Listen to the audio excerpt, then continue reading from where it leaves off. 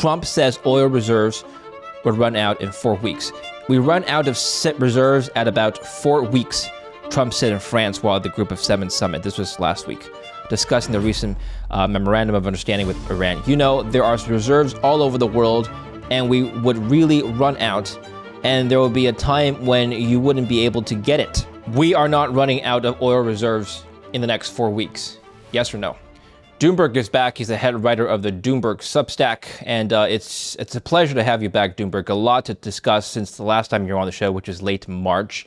The Iran war had just broken out for a couple of weeks since the last time you were on the show, so lots to catch up on. Let's start with recent news. Do we know the current status as of now of the Strait of Hormuz? So the Iranians say it's not open. The Americans claim it is. What is true and what is disinformation right now? You know, that's a fantastic question. First of all, it's great to be back with you, David. Always a pleasure.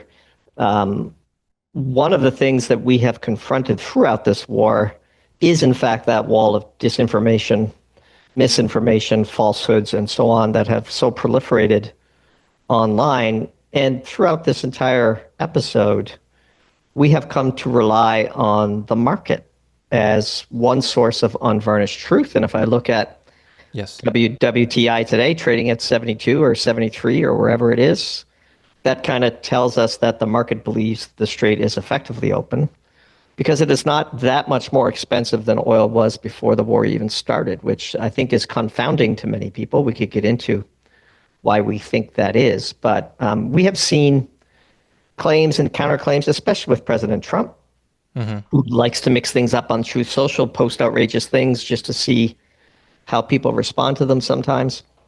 And so I don't think that Twitter is not real is sort of one of the meta conclusions we've had throughout this war. Twitter is useful for inbound information. You have to filter it very carefully. But, you know, what the Iranians say and what the Trump administration says is to different audiences. So the Iranians are not a monolithic society. They have hardliners, they have peaceniks, they have Western-oriented people, they have people strongly aligned to the regime, and everybody involved, I think, is singing different tunes to different audiences. And so in times of uncertainty like this, where you have crisscrossing information that seems, you know, diametrically opposed, we always just go back to the market. For example, when it looked like maybe the war was going to break out again, I would just pull up the gold chart. And if gold wasn't tanking, then you knew that maybe the headlines were a little bit misleading. So that's our high-level answer to that question. The market, in particular the futures market for oil, is composed of traders and investors alike. So if you were an oil futures trader and you woke up today or any other day this week, you're picking up a phone call and you're calling whom first to get the information that you need about the current status and whether or not tankers are going through, and roughly estimate the volume of oil that is still passing through the Strait. Yeah, look, if you're a sophisticated oil trader, and we are the first to admit that we're not, you probably have access to pretty impressive modern array of intelligence, which the market clearly had, that the Twitterverse was missing throughout this war. Look, if we just take a step back and say, how did oil navigate this crisis so quietly, really, compared to what everyone assumed would happen, what we assumed would happen? A bunch of things happened. Look, the Chinese have clearly been stockpiling an enormous amount of oil under the radar. There's no market that has been the subject of more sanctions than the oil market, which means the market has learned how to launder barrels, shadow fleets, sanction vessels, all kinds of middlemen and interesting characters in this market. The second thing is that China has vastly invested in what we are calling hydrocarbon fungibility. They're able to switch to coal or switch to ethane or switch away from naphtha on a scale that few thought was possible. And then the third is what your question alluded to, which is that far more oil was clearly slipping out of the Strait than anyone involved wanted to admit. And in hindsight, the Iranians didn't want to admit this, in part because they wanted to project that the Strait was closed. And Trump didn't want to admit this because he didn't want the Iranians to know the means by which oil was being smuggled out, I suppose. That's one plausible explanation. But by and large, the real bogey was about 5 to 6 million barrels a day, it looks like. And China offset about 4 of those million barrels, and reserves Yeah. hatched in the other 2. That's what it looks like. History will tell for sure. This is from the EIA. China, the United States, and Japan hold the most strategic oil inventories in 2025. China being the largest on this particular list. I've been reading reports about how China's strategic reserves, or reserves overall, have been basically the biggest reason for why the oil price didn't go to $200, as some people like yourself could have anticipated. Is this true? Is this it one of the major aspects as to why oil is much higher? Yeah. Yeah, it's certainly one of the 3 that I just mentioned. The other being China also has a huge investment in coal to chemicals, and a wild overinvestment in flexibility in its refining assets and its other outlets for the use of oil. And then, of course, the third being that more oil was getting out. I mean, I think when the last time we spoke, people were assuming that it was 15 million barrels taken offline, and nobody would say that 15 million barrels is something the market could absorb. And so you had this multi-week period where oil, the markets, the price was telling you one of your foundational assumptions was wrong. And in hindsight, it looks as though the true lost supply was much lower than people feared.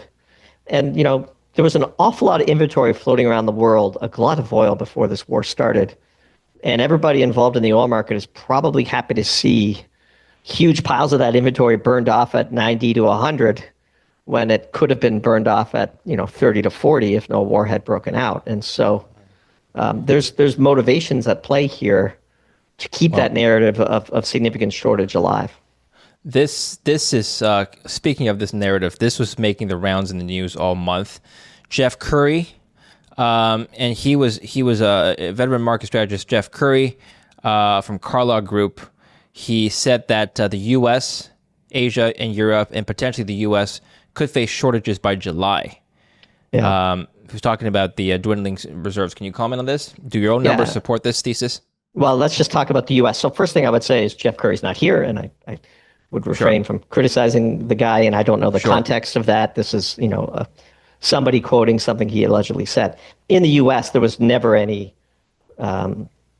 possibility of tank bottoms being realized. Here, the U.S., and the big mistake I think that many people looking at the U.S. make is they don't include Canada. Canada, it produces 5.5 million barrels a day of oil, most of which can only come to the U.S. It's the grade the U.S. needs. There is, only that one pipeline to British Columbia. Most of Alberta's production is forced to come to the U.S. And so when you draw a circle around North America, which is how the oil market actually operates, the U.S. and Canada combined are vast excess producers of both crude oil of all grades and refined products.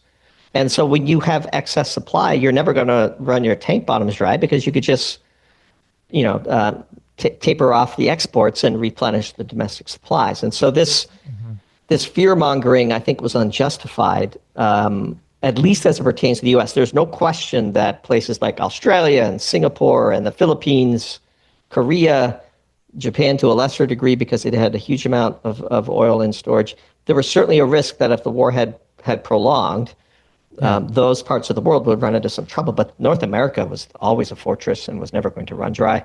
And the last thing I'd say, this focus on the Strategic Petroleum Reserve, even this sort of canard is too strong of a word, but fear, let's say, is the U.S. Strategic Petroleum Reserve was set up when the U.S. was a massive importer. It was a result of the Arab oil embargo of the 1970s. And the U.S. as a net exporter now of significant quantities just doesn't need the same size of Strategic Petroleum Reserve that it once had. Before we continue with the video, let's talk about one of the fundamental problems of owning gold. There's a lot of reasons to hold gold. It's often viewed as a store of value, for example, but in most cases, gold doesn't generate income. Today's sponsor, Monetary Metals, fixes that problem. Monetary Metals introduces a model where gold can produce a yield paid in physical gold. Through their leasing platform, investors can earn up to around 4% annually, with yield paid monthly in ounces. Your returns are measured in gold itself, not in fiat currency terms. In an environment where most assets depend on price appreciation alone to justify holding it, this model allows gold to serve as both a store of value and as a source of income. The metal remains your asset and can be redeemed at any time. Thousands of investors are already earning a monthly yield in gold through Monetary Metals. So visit monetary-metals.com/Lin today. Link in the description down below, or scan the QR code here on the screen to learn more and get started. Okay, this was the quote from Jeff. I'll just play a few seconds. This was back in May, so I don't know if this turned out to be correct for Europe. When do storage tanks run empty? Your parts of the world, like Australia, Philippines, Thailand, you are. But the question is when and where. I still say with you, it's going to be, sometime in the month of May that you're going to end up with Europe hitting tank bottoms. And in the U.S., it's somewhere in that July 4th time period. July 4th time period. Well, that's coming up, if not sooner. Okay, can you just comment on that? What assumptions is he making here? Well, I'm assuming he must have been assuming that the real bogey was 15 million barrels a day, not 5 or 6. Mm-hmm. And again, I think the first part of his answer I agree with. As it pertains to Europe, it certainly looked like Europe was going to be destocked out of jet fuel. So who knows what he had in his mind. It's the only part I would disagree with, and I'm curious to follow up with him on it. Not that we know each other, but is this comment that the U.S. would run dry in July, which we actually wrote about without mentioning him by name because we don't like to criticize people directly. Lord knows we get lots of things wrong in this business, and how you handled it is the biggest issue. But the U.S. was never, ever, even remotely in danger of its, quote, tanks running dry. And just to get ahead of any comments, yes, I've seen the pictures of Cushing. Cushing is a relatively insignificant tank farm. Yes, it is used for pricing WTI. Our friend JJ over at Market Vibes has done a good job of chronicling why that is a bit of misinformation for those that aren't as familiar with the mechanics of North American oil trade. The U.S. physically was never in danger of running out of oil, gasoline, diesel. Parts of the U.S. might have been with California and maybe the U.S. Northeast, but even there were ways to circumvent those challenges, like suspending the Jones Act, which the Trump administration did early on. So I think the first part of his answer I agree with. The second part of his answer is plausible. And then the last part I just disagree with for the reasons I just said. And I made this point on my show and other people's as well, that the Strait of Hormuz closure impacts the world differently. And depending on where the jurisdiction, where the country is, there's asymmetry in terms of the impact. So the U.S. might have higher reserves than others. If you look at an article, and this is just one example, I'm not picking on Taiwan in particular, but this one is saying that Taiwan, for example, is going through some sort of crisis right now for energy. Countries and regions that import most of the oil will have a harder time than others. So can you just comment on this asymmetry and which areas will be harder hit by the Strait of Hormuz than others? Yeah, sure. And not only is it those that rely on imports, but island nations that rely on imports in particular where they don't have pipelines. So Australia, New Zealand, the Philippines, Taiwan, Japan. If you are reliant on tankers to replenish your oil, so if you compare that with the U.S., which again is drilling an enormous amount of oil, Canada is drilling an enormous amount of oil that's trapped. It can only come to the U.S. The U.S. has refining capacity more than it needs. It has a large strategic reserve. Trump used it. Trump used all of those assets to put a lid on the price of oil for political reasons, totally predictable, totally understandable, the correct thing to have done. So there's a wild chasm between Taiwan and the United States, or even Europe, which has plenty of pipeline capacity and lots of ports and, long-standing relationships with the Middle East. And so, yes, Europe is challenged for all the reasons we've been writing about. But yeah, Taiwan, Australia. So, for example, the Australian government has done an impressive job of avoiding a true catastrophe. And kudos to them for having done so. Okay. I want to come back to those other countries and the global economy in just a minute, but I want you to fact check this, please. Going back to reserves for just a minute. I know we talked about that, but let's go back to this. Trump says oil reserves would run out in 4 weeks. We run out of reserves at about 4 weeks, Trump said in France while at the Group of Seven summit. This was last week, discussing the recent memorandum of understanding with Iran. There are reserves all over the world, and we would really run out. And there will be a time when you wouldn't be able to get it. Yeah. So Trump's an interesting character, and decoding Trump in what he is saying requires more than just the absolute words. It requires the context. So the context of this statement is Trump being under the gun for signing the MOU with Iran that he did. That is our interpretation of this comment. Having signed the MOU, having gotten to the 60-day ceasefire, all the heat that Trump is feeling from, the various lobbies in Washington, Trump is probably feeling under pressure, and he's saying, look, I had to do this because in 4 weeks catastrophe would have befallen the world. And I don't think he's actually talking about the U.S. here. He's probably talking about certain allies that may have been ringing and talking his ear off about the need to reopen Hormuz. And so I would characterize that as management of the narrative around the MOU more than reflecting the physical reality of oil inventories around the world. Okay. So bottom line then, we are not running out of oil reserves in the next 4 weeks. Yes or no? Absolutely not. And the Strait of Hormuz is not even all that important anymore. And in fact, I think that's one point I wanted to make on the show, David, for you to ponder, which is the real risk that Iran held over the global economy was not the closure of Hormuz. It was the potential destruction of the oil and gas producing assets in the Middle East, which they proved they could do with their missile and drone arsenal. So you're looking at a singular water treatment facility in Saudi Arabia that supports 5-6 million barrels a day of oil production. If Iran had targeted that facility for destruction, forget the Strait of Hormuz, you would have had a much more serious problem. They never closed the East-West pipeline. The Red Sea kept flowing. There was all manner of escalation beyond the Strait of Hormuz that would have been a real catastrophe. And that is still the sword that Iran holds over the market in our view. And this Strait of Hormuz, in a way, is a bit of a deflection from that sort of tantamount to an economic nuclear weapon that Iran proved that it has. Okay.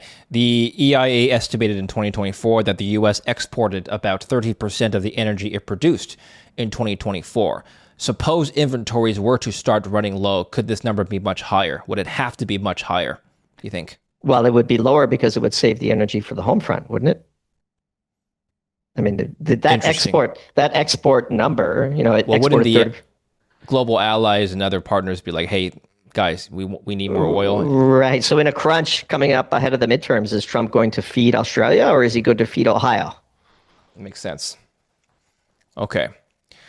So bottom line then, you don't expect, because you don't expect the percentage of domestic consumption versus exports to change. Well, I mean, I think exports are a luxury when you are a integrated hydrocarbon producer like the U.S. Don't forget, it was illegal to export oil up until the Obama administration. It's only because of the shale revolution and the slight mismatch between crude grades and so on that the refinery slate has, that Obama okayed the export of oil. There was many decades where it was against U.S. law to export oil. And then, when you are, that's the power of producing your own hydrocarbons. If you're Russia and you're having your refineries attacked, you just stop the exports of diesel and keep the diesel for the home front. That's the first thing you do. Okay, let's take a look at the oil price itself. We mentioned that the market will tell us what's going on, so let's take a look at the market. WTI currently at $74. Spot, yeah, here we go. That's my chart. Now, I want to draw your attention to the day last weekend when the Strait of Hormuz was opened following an MOU signed with Iran. As you know, that MOU has since been moved because the ceasefire is broken. Now, the point I'm making is that as that was signed, oil did not fall to its pre-war level of about $58, $60. Why not? Well, it's on the way, I would say. So if you look at that chart and you just sort of get the halfway point of the war, we're kind of at where we were at the beginning of the war. And again, you have this edge case that you have to price, which is hostilities break out again.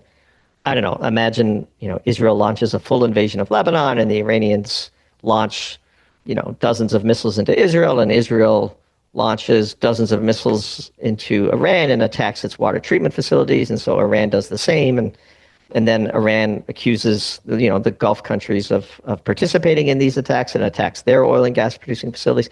That could still lead to a very bad outcome. I think the big drop in oil that you saw after the MOU was announced, that drop from the 80s to the 70s, is because that edge case has been de-emphasized as a possibility. It doesn't mean it's zero. but it's a lot lower than it was when it looked like the hostilities were going to break out again. When there was that limited exchange of fire. The U.S. attacked some ports in Iran, and Iran attacked some, who knows what they attacked in the United Arab Emirates or some radar station in Jordan, or who knows what they did, because all of this is, disinformation. But the fact that catastrophe has been taken off the board. And look, the Strait of Hormuz is a card that can only be played once. There are going to be pipelines built and circumventions made and rail tracks laid and so on. And again, the real leverage is not Hormuz. It's attacking Saudi Arabia's oil producing assets, for example. One of the more interesting indicators for me in terms of what's going to happen next may or may not come from the bond market. Here's the CME Fed Watch tool predicting a 36% chance of a rate hike by the July FOMC meeting, which is end of July. That rises up to 70% of at least one hike by September. That goes up to nearly 80% by October, and by the end of the year, that goes up to 85%. It actually was 90% a couple of days ago, so it's come down a little bit. The point I'm trying to make is that the markets are anticipating rate hikes this year. They wouldn't be anticipating rate hikes if they thought the Fed would be less hawkish and not respond to heightened inflation expectations. In other words, I'm jumping ahead of myself. Maybe I'm making the deduction that the markets don't believe the Strait of Hormuz is going to be reopened this year. Otherwise, inflation expectations would come down, and these probabilities will probably be not as high. Is that fair to say? I would take a different view of those probabilities. I would say that there is a bulge of inflation that's coming, even if things normalize and peace is achieved. And, there's a new Fed chair. He gave a very interesting press conference. I think you saw a lot of those numbers swing on the back of that press conference, which I think was perceived by the market to be more hawkish than perhaps was anticipated. And anytime you have a new Fed chair, you have to give that chair some leeway to establish their sort of credibility with the market that, yes, they're going to stare down inflation. We'll see just how hawkish the new Fed chair is when stocks drop 5 or 10%, or there's a market crash of some kind for whatever reason, because that's when the Fed ultimately intervenes, when things start to break. We'll see. Jerome Powell came in talking awfully tough too at the beginning. And so I think the market is reflecting the tone and specifics of what was said at that press conference, not so much the Strait of Hormuz. Ultimately, then, how much does it actually matter for the economy, the U.S. economy in particular, if the Strait of Hormuz remains open or closed? I think obviously it matters, but it doesn't matter as much as we once thought it did. And the market is telling us that situation is mostly resolved. Okay. What about other sectors? So here we have, for example, helium is an input for the semiconductor manufacturing. Most of the helium that South Korea and Taiwan uses, almost half of it, comes from the GCC countries, and the Strait of Hormuz is an important choke point. We have not seen shortages of chips yet. I wonder if this will have this and other examples. I wonder if raw materials will eventually be at a deficit and either push prices up or slow production down. Have you looked into this? Yeah, we wrote a whole piece on helium. There's an awful lot of helium in the world, David. And before your semiconductor fab will be shorted helium, we won't be filling balloons with it, I can tell you that. There's pretty sophisticated recycling technologies being installed in these fabs. I think this is a market that will correct itself. The one caveat to helium is, we had this explosion in the past 36 hours at Ras Laffan in Qatar. Qatar is the major supplier of helium out of the Middle East because of its LNG trains and some uniqueness there. But assuming they get a handle on things, then they ramp back up supplies at a rate at which they said they would. Helium will resolve itself. The U.S. is a major producer of helium. It's the world's largest producer of helium. There's plenty of it to go around, and this will resolve. What about LNG itself? Here is the price of LNG. I'll just leave this on the screen, let you comment on that. Ever since Ras Laffan was attacked a couple of months ago, the price has been on the uptrend. It hasn't exploded like it has last year, though. So I wonder if the rest of the world that depends on LNG from that area will be at a shortage. Yeah, you're actually looking at Henry Hub natural gas in Texas. Okay. Yeah, that's not LNG. I can comment on LNG, which would be about $14 a million BTU today, depending on which one you pulled up. That is Henry Hub, just based on the curve in my memory of it. Yes. Okay. Yeah, you're right. Yeah, that's the wrong chart. Yeah, I'll pull up the right chart. Yeah, TTF is probably what you're looking for, or JKM. Yeah. Those would be the two tickers. So I would say that the LNG market is actually pretty well behaved, and not signaling a significant crisis. Prices are almost back to pre-war levels without seeing the chart. But once we pull it up, I'm sure that will reflect it. Yeah, EU natural gas. Yeah, so this is in euros per megawatt hour, which is a different unit than what you just showed. So the 42 number shouldn't spook you too bad. But yeah, you can see it was trading around 30 to 35 before, and spiked above 60, and now it's down to like 42.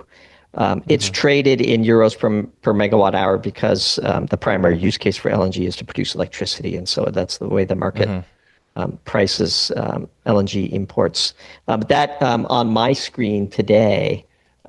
In Europe, that same number is $14 per million BTU versus the Henry Hub price of $3 that you had just shown. And so as a rule of thumb, I suppose then you could just divide that number by 3 and you could see what the price would be in the US in those units. I would say we're coming into a critical time for Europe, refilling season ahead of the winter. They're a little behind. They're playing, the sanctions game with Russia. And so there's a lot of cross currents in the LNG market today. And then the last thing I would say is if you pulled this exact price up for Asia, the JKM contract, you'd see that Asia is outbidding Europe for the incremental cargo of LNG today, which was one of the more interesting observations from the war. You won't be able to pull it up here in the same unit, so it doesn't matter. But when we normalize across units, we can see that since the beginning of the war, Korea, Japan, China, the Asian buyers of LNG were outbidding Europe, which is pretty interesting. It seems to me like Europe and many regions around the world, but Europe in particular, seeing higher energy costs, higher LNG costs, and the ECB just raised rates. Now, I know that the ECB raised rates because the inflation print is showing signs of either continuing to go higher or is already higher, and they're reacting to past data. But this is a supply shock, not a demand shock. I wonder if this is the right policy, given that this is a supply shock. Yeah, I'd long ago given up trying to ascertain the logic behind much of European policy, including geopolitical policy, energy policy, and interest rate policy. I assume that the ECB knows what it's doing, sees an inflationary pulse. For sure, not being back integrated into hydrocarbons, the European Union was susceptible to an energy shock, more so than, say, the US or Russia or other countries that are net exporters. And so I suppose that can make sense in theory, but interest rate policy is sufficiently outside of my domain expertise that I don't feel comfortable pontificating on it too much. That's all right. Do you see the tech sector being impacted significantly by what's happening in Iran currently? No. If anything, the tech sector is going to be the highest bidder for energy anyway, driving up prices for electricity and natural gas, as we're already seeing around the world. The biggest input into the tech center that matters is U.S. natural gas, and there's been no blip in U.S. natural gas production. And if anything, these data centers that were built in Qatar and various other places where they intercepted the gas before it was frozen and put on LNG cargo ships, they had plenty of gas to pick up on the cheap on the other side of the wall. And so we think this is mostly a non-event for big tech. What about fertilizer prices? Global fertilizer prices have been on the uptrend. I'm seeing various stories of farmers in different places really struggling here. Are we going to see not food shortages per se, but food costs going up because of this? Sure. I would say that fertilizer prices are starting to come back in, of course, with the rest of the energy complex after the war, and the MOU was signed. We're going to see, the rich countries pay a bit more and some of the poorer countries go without. And so to the extent that there will be some food shortage issues, it's not going to be on the shelves of Iowa. It's going to be in the sort of bottom quartile of global South countries that may have been caught or going through some kind of currency crisis and they can't get hard dollars to outbid other people for their fertilizer or their corn or their soy or their wheat. And so that's a tragedy. It's a huge tragedy. But for most people listening to your podcast, I don't think it's something they should worry too much about. But again, is certainly an input into that inflationary pulse that we talked about. Okay. So ultimately, what is your view on oil going into the end of the year? There's several roadblocks roadblocks for the Iran deal being reached immediately, one of which is right now there's a dispute over whether or not UN inspectors can go in and inspect Iran's nuclear facilities. And of course, Israel and Lebanon are still in conflict, and Iran wants a complete ceasefire there as well, which Israel has not agreed to. So several roadblocks are still in place. But beyond that, can oil go down on its own, even if Iran and the U.S. do not make a deal anytime soon? Well, what really needs to happen is that there's no huge escalation. So my first answer to your question is yes. The milestones to watch, we believe, begin and end in Lebanon. And this is, as you can probably observe, triggering significant questions, debate, outrage about the U.S.-Israeli relationship in and around Washington and whether Trump made the correct decision. And Trump has been making some interesting remarks about Netanyahu, and Vance has been making some even further remarks in that regard. And so how that plays out, in our view, is not a direct impact on the oil markets, but it is a measure of the risk of that tail event that I was talking about earlier.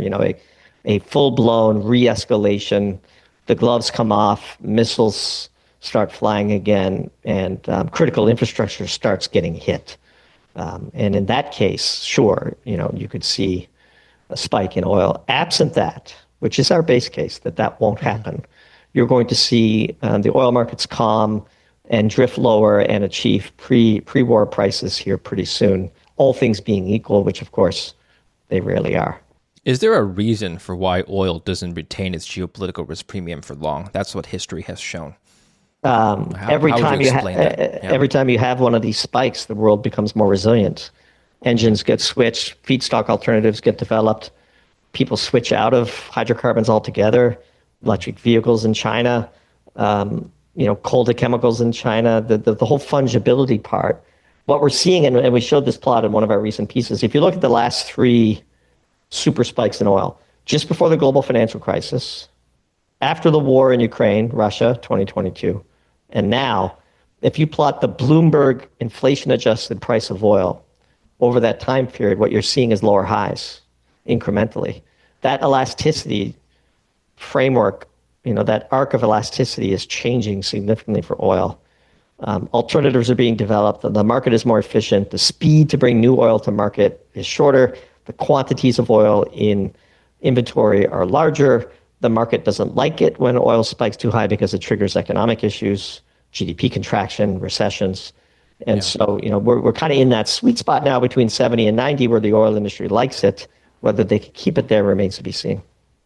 China, let me just end on this note. China is the world's largest oil importer. The country imports roughly 70% of its total domestic consumption. It's also Iran's largest customer. I'm just curious to get your opinion on the Chinese adaptation strategy. Over the last 10 to 15 years, China hasn't had a fracking boom like the U.S. China doesn't produce most of its energy, like I just stated, but instead it's done two things. It's hoarded the world's largest strategic oil reserve, like we talked about earlier, and it's transformed its entire national infrastructure to have the world's largest EV production and EV fleet ever assembled in human history. Why haven't other nations followed this playbook? Very few people can copy the Chinese playbook for a variety of reasons. And look, China is a story of coal. Like more than half of China's primary energy consumption is coal. We're doing a deep dive on China for our July Doom Zoom for our Pro Tier members. Crude oil is but one input into the Chinese energy complex. They have a very well thought out, all of the above strategy: crude oil, natural gas, coal, hydro, wind, solar, batteries, EVs, nuclear, all of the above. And they have overbuilt a lot of this capacity, and therefore they have a lot of flex in the system, which they just demonstrated. The ultimate real-world pilot of their strategic resilience was on display for the world to see, and you have to give them passing grades so far. Okay, good.